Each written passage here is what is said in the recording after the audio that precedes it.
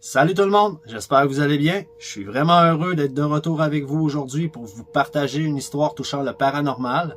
L'histoire d'aujourd'hui s'est déroulée en 1969 dans un petit village québécois nommé Actonville. Durant 3 jours consécutifs, la famille Saint-Onge ainsi que d'autres témoins vont assister à des événements, des manifestations des plus spectaculaires et fascinantes. J'ai réussi à retrouver l'article publié en 1969, je vous le laisse voir à l'instant. Et n'ayez crainte, durant la vidéo, nous allons revenir sur cet article. Je vais vous en résumer son contenu. Donc, parmi les témoins des manifestations, il y avait la famille Saint-Onge qui composait le père, la mère, ainsi que leur fils. Il y avait également 3 prêtres de l'Église catholique. On parle du père Bérard, le père Bernier et le père Léveillé.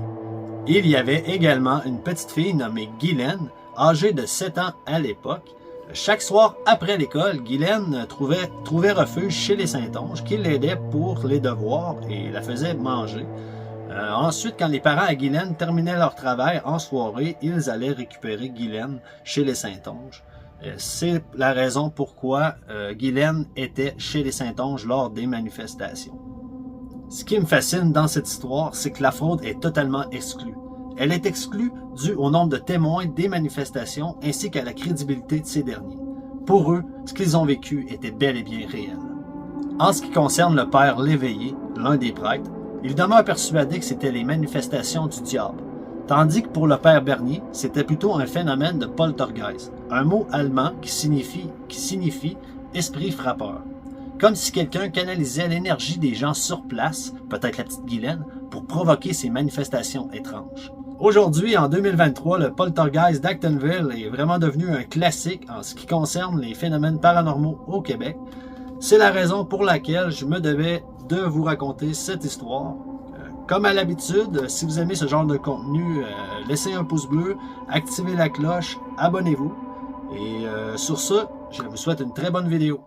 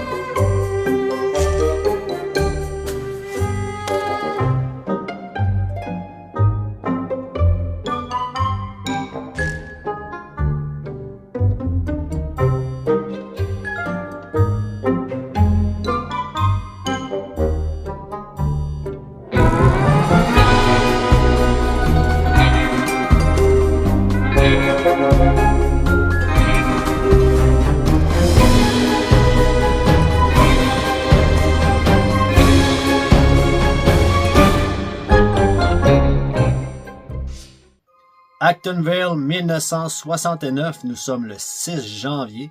Actonville, à l'époque, en 69, était un petit village tout à fait normal, composé d'environ de 1500 habitants. C'est un petit village industriel. Il y avait beaucoup d'agriculteurs également, et le maire de l'époque s'appelait M. Henri Boisvert. Revenons à notre histoire, nous sommes le 6 janvier 1969. Nous avons la famille Saint-Onge. Les Saint-Onge habitent à l'époque coin rue Saint-André et rue McClure. Je vous montre une photo originale, la photo originale de la maison. Les Saint-Onge arrivent fin cinquantaine et habitent sous leur toit leur fils qui se prénomme André. La journée d'école terminée, la petite Guylaine se dirige chez les Saint-Onge qui l'accueillent et lui servent le repas. Immédiatement, le repas terminé, il est environ 18h40, les Saint-Onge se dirigent dans leur salon afin d'écouter leur émission quotidienne à la télévision, tandis que la petite Guylaine, elle, reste à la cuisine pour terminer ses devoirs scolaires. 20 minutes plus tard, vers les 19h, un lourd bruit se fait entendre au 2e étage, un gros bang! Tout le monde l'entend dans la maison. Monsieur Saint-Onge sait que la petite Guylaine est dans la cuisine et que André n'est pas à la maison. Immédiatement, Monsieur Saint-Onge se lève et vraiment apeuré, il se dirige au 2e étage. Il monte. Rendu en haut des marches, dans le couloir, il y avait un énorme meuble. Le meuble est renversé par terre, la chambre du fond. Monsieur Saint-Onge remarque plein de literies, des draps éparpillés par le sol. Il s'approche encore plus près. Il voit un tiroir se rouvrir et des vêtements se faire éjecter de ce même tiroir comme si des mains invisibles les lançaient dans les airs. Monsieur Saint-Onge est abasourdi. Ce qu'il voit ne peut pas être réel. Quand tout à coup il entend crier au rez-de-chaussée. C'est sa femme. Arrivée dans le salon, la table se déplace d'elle-même toute seule avant de se renverser d'un coup par terre. Monsieur Saint-Onge et Madame Saint-Onge sont stupéfaits. Durant la prochaine heure, des meubles se renversent, des tiroirs s'ouvrent seuls, un cadre religieux de Notre-Dame du Perpétuel Secours se décroche du mur, vole dans les airs avant d'aller atterrir sur la table. Évidemment, ce à quoi ils assistent pour eux ne fait aucun sens. Ce sont des gens très pieux. Monsieur Saint-Onge travaille pour l'Église catholique. Donc, après une heure de manifestation, le premier réflexe qui lui vient en tête, c'est que ces manifestations sont sûrement causées par le diable. Il appelle alors au presbytère, à l'Église catholique.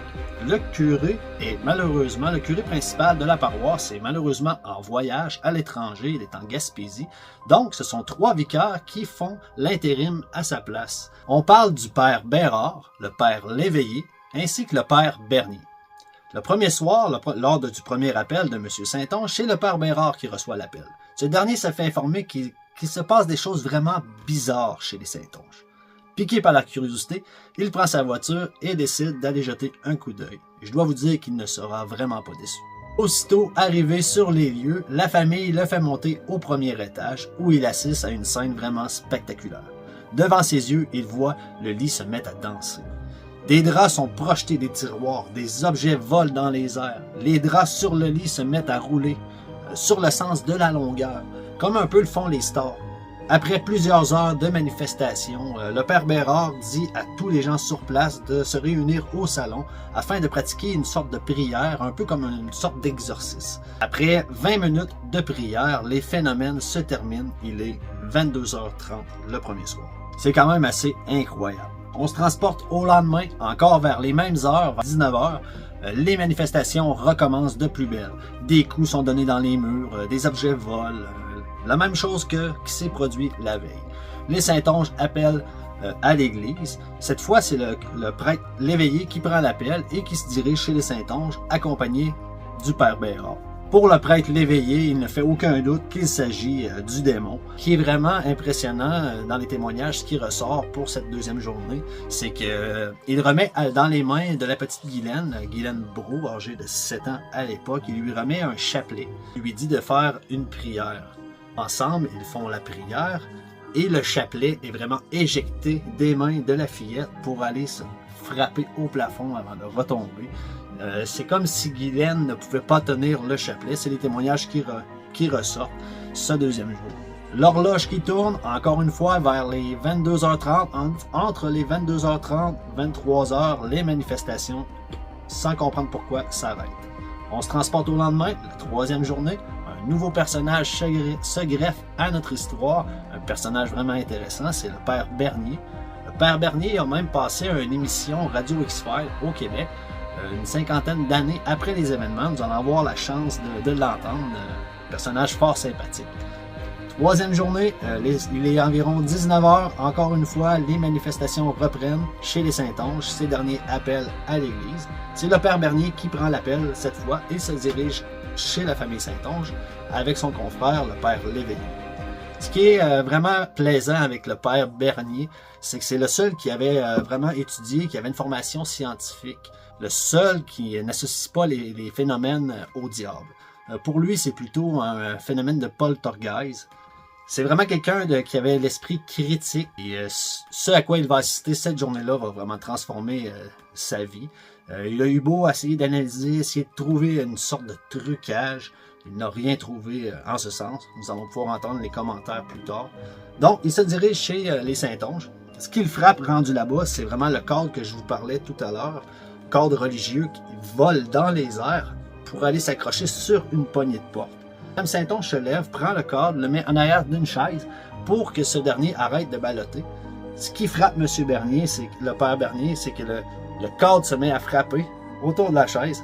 Également, ce qui l'a frappé cette journée-là, c'est dans la salle de bain, il y avait une petite table d'aluminium Aussitôt rentré dans la chambre de bain, il a vu la table se lever dans les airs pour aller se déposer dans le bain. Il y avait des objets sur le comptoir de la salle de bain. Dès qu'il reculait, les objets semblaient attirés comme un aimant et tombaient en bas du comptoir, un à un. Le père Bernier les reprenait, les reposait sur le comptoir, il reculait et le même phénomène se produisait. C'était vraiment étrange. En 1969, le père Bernier ne possédait aucune caméra vidéo, mais il avait eu la brillante idée d'amener un appareil photo. Donc, c'est les photos de cette troisième journée que l'on peut voir à l'écran, les photos originales de l'événement. C'est grâce au père Bernier. Encore une fois, sous les coups des 22h30, 23h, les manifestations s'arrêtent spontanément. Le lendemain, les parents de la petite Guylaine, ayant été informés de cette histoire, et c'est comprenable, décident de retirer leur enfant de cet endroit. Les manifestations ne se reproduiront jamais. Y avait-il un lien avec Guylaine? C'est très mystérieux. On est en droit de se poser toutes sortes de questions ainsi que de fabuler. Dans cette histoire, était-ce des esprits venus de l'au-delà qui sont les responsables? Pour le père l'éveillé, lui, il demeure convaincu que c'était le diable. Était-ce une forme de télékinésie provoquée par la petite Guylaine due à l'absence de ses parents après l'école, involontairement? Chose qui est sûre et certaine et fascinante, c'est que nous ne le saurons jamais, malheureusement, mais ces événements se sont réellement passés. Ça me fascine du plus haut point. Je vous laisse entendre les témoignages des témoins de l'époque à Actonville, le père Léveillé ainsi que le père Bernier, 30 ans après les événements. Dans la maison des Saint-Onge à Actonville en 69. Moi, j'étais là comme vicaire paroissial depuis à peu près 1 an et demi. Et ce qui est arrivé, c'est que 3 soirs consécutifs, nous avons reçu un appel au presbytère et un prêtre est allé chez la famille Saint-Onge pour constater, avec d'autres personnes, que les meubles bougeaient, les draps de lit se promenaient, les armoires se vidaient. Il y a un cadre de Notre-Dame du Perpétuel Secours qui a fait du planning puis qui s'est drôlement déplacé. Enfin, toutes sortes de choses dans ce genre-là. C'est là que j'ai été témoin de certaines affaires. Une brosse à linge avec le dos un peu arrondi était installée en équilibre sur une tige où on met des serviettes. Là. Ça aurait pris 5 minutes de la placer en équilibre comme il faut pour qu'elle reste là. C'était fait instantanément. La famille Saint-Onge, c'était une famille qui était sur le plan religieux très pratiquante. Et puis, M. Saint-Onge en particulier était le gérant du cimetière et c'est lui qui creusait les fosses au cimetière. Et en plus de ça, il agissait souvent comme maître chantre à la messe du matin à l'église. Guylaine, c'était une jeune fille qui était à l'école primaire et qui devait avoir, je ne me souviens plus exactement, peut-être 7-8 ans, et qui était confiée à la garde de la famille Saint-Onge par ses parents qui avaient des heures de travail assez difficiles là, et qui voulaient que Guylaine soit bien surveillée par une famille là, qui pourrait lui faire ses devoirs, ces choses-là. Alors c'est comme ça qu'elle s'est retrouvée dans la famille Saint-Onge. J'en ai déduit ça, moi. Que parce que c'était déclenché à l'occasion de la prière, alors c'était provoqué par l'esprit du mal. Le 3e soir, c'est moi qui étais de garde au bureau et j'ai reçu l'appel.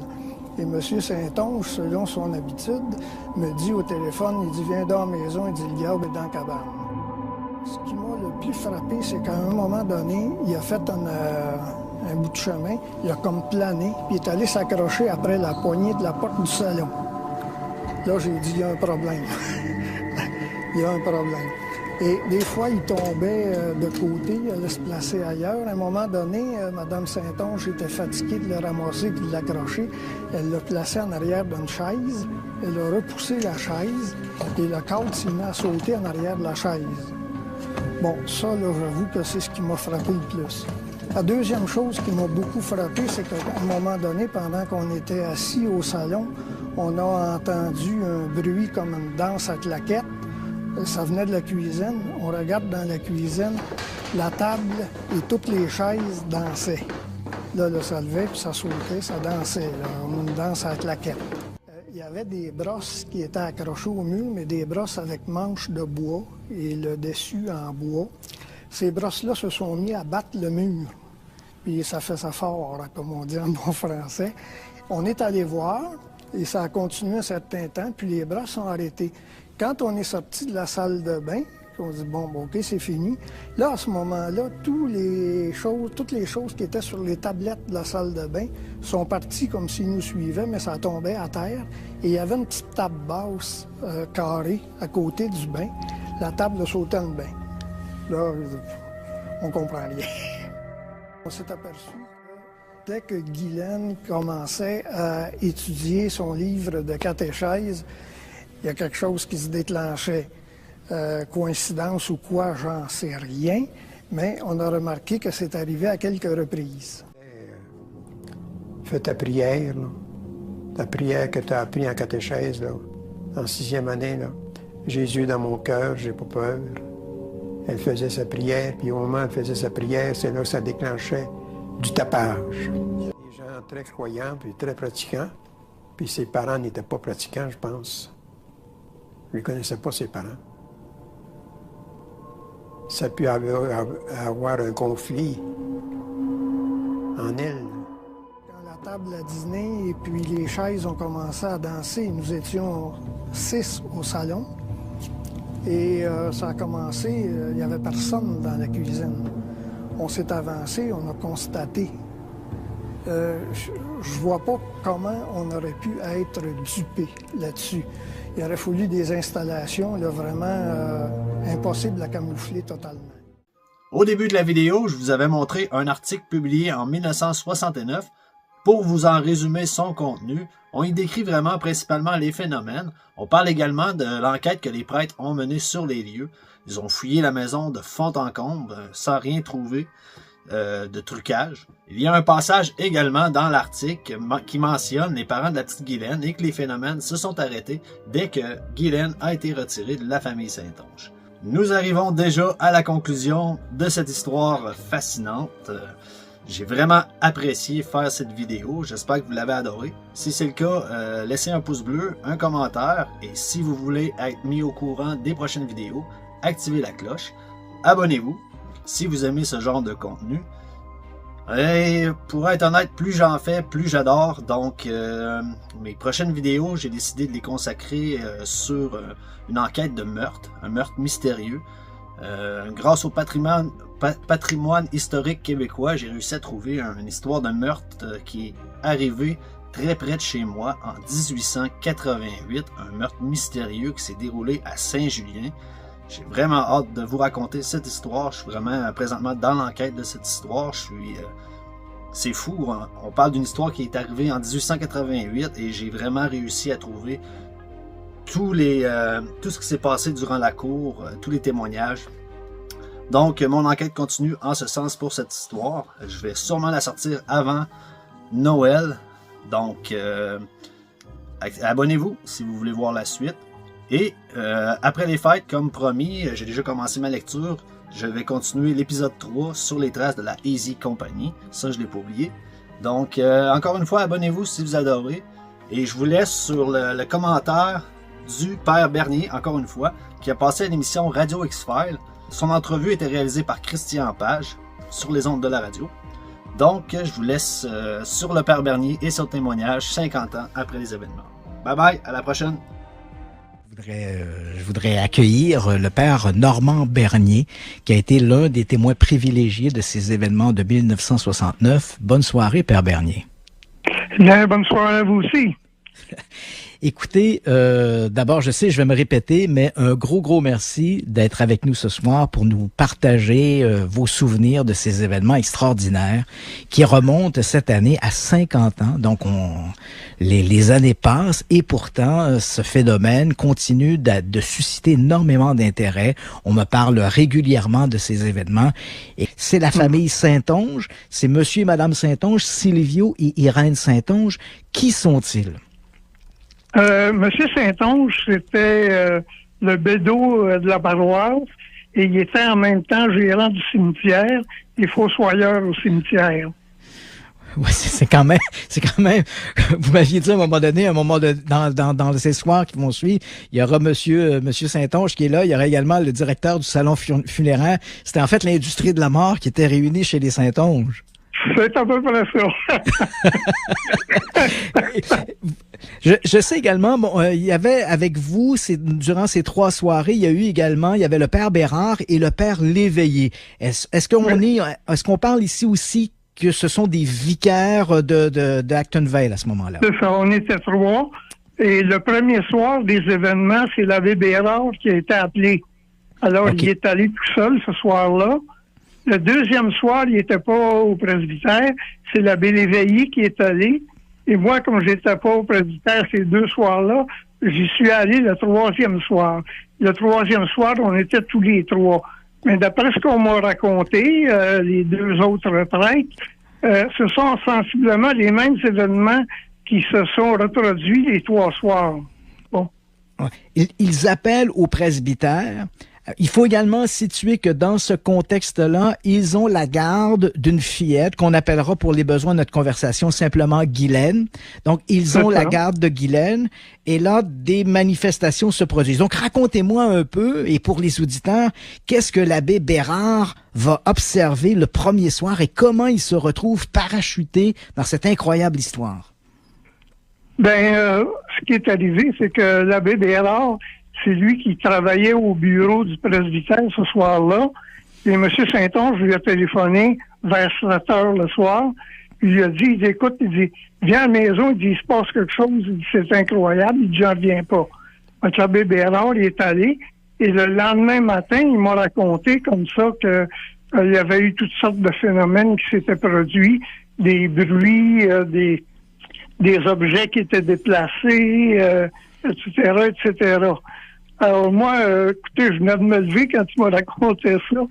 Fait que je me suis dit, toi, t'en as fumé du bon, il y a quelque chose. Parce qu'il faut savoir que le curé d'Acton Vale était en congé à ce moment-là. Il s'était absenté, donc il n'était pas au presbytère.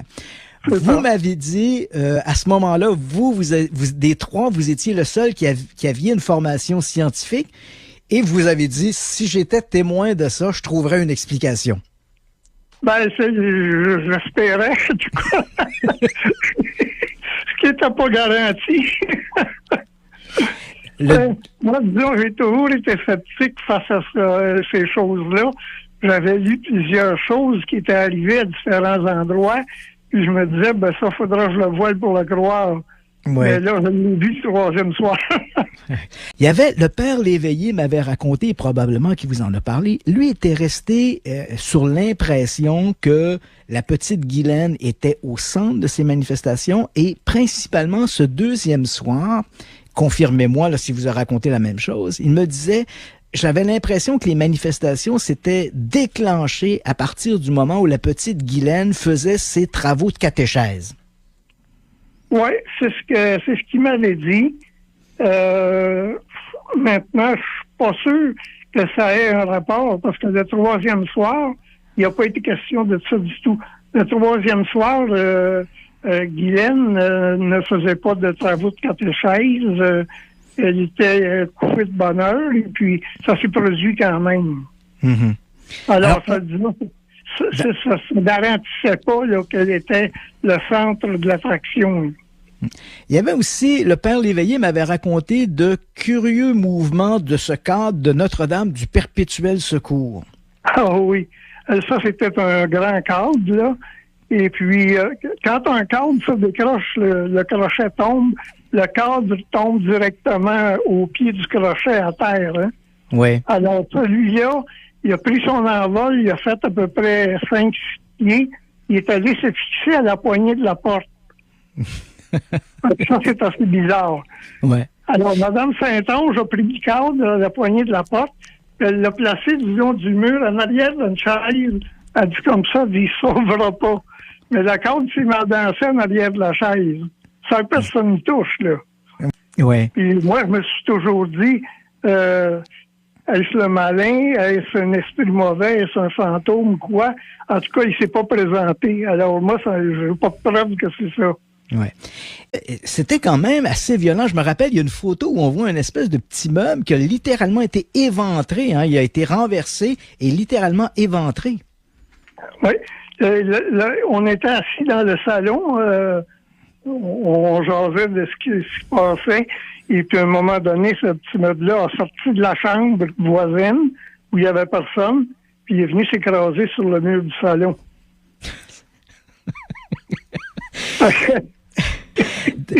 Dites-moi, Père Bernier, il y a un élément intéressant dans cette histoire-là. Ben, il y a beaucoup d'éléments intéressants, mais il y en a un en particulier, c'est le retour du curé dans la paroisse. Donc, vous lui confiez, vous trois, les aumôniers, vous lui confiez ce dont vous avez vu, ce dont vous avez été les témoins, et lui, visiblement, n'a pas été très ébranlé par votre discours.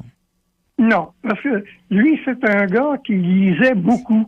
Alors, il nous a sorti un dossier avec plusieurs articles de phénomènes paranormaux qui s'étaient produits un peu partout à travers le monde.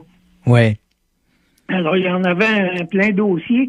Il m'a dit, écoutez, si vous voulez vous faire une idée, il dit, lisez ça, il y en a pour tous les goûts. Puis, il y en avait beaucoup d'articles. Fait que là, donc, vous avez découvert que ce dont vous aviez été les témoins, c'était des phénomènes qui s'étaient produits ailleurs. Donc, vous vous êtes un peu familiarisé avec le phénomène du poltergeist à ce moment-là. Oui, c'est ça. Écoutez, Père Bernier, ça me fait énormément plaisir d'avoir discuté encore avec vous ce soir. Ce fut révélateur. Et j'ai retrouvé le même plaisir que j'avais eu lorsqu'on s'était rencontrés la première fois en 2005 à partager ces souvenirs. Et j'espère que les auditeurs auront eu autant de plaisir que moi à vous entendre raconter ces histoires.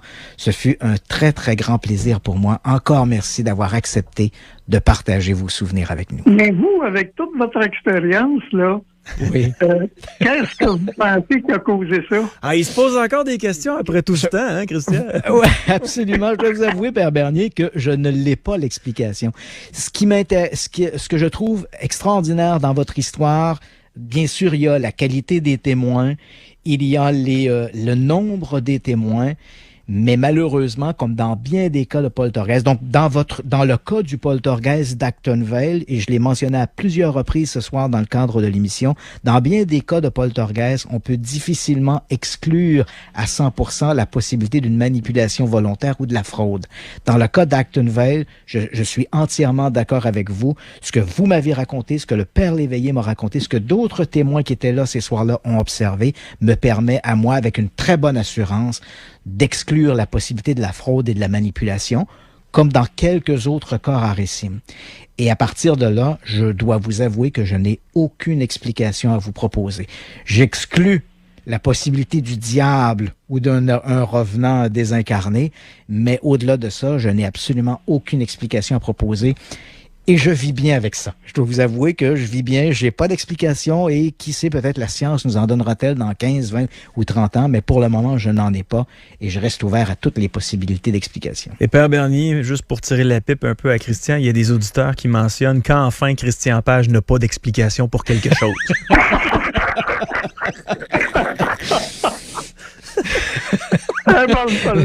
Oui, c'est la mauvaise réputation qui me suit. Écoutez, je me perds à me répéter, mais encore une fois, Père Bernier, merci beaucoup d'avoir partagé ces souvenirs avec nous. Ça m'a fait plaisir.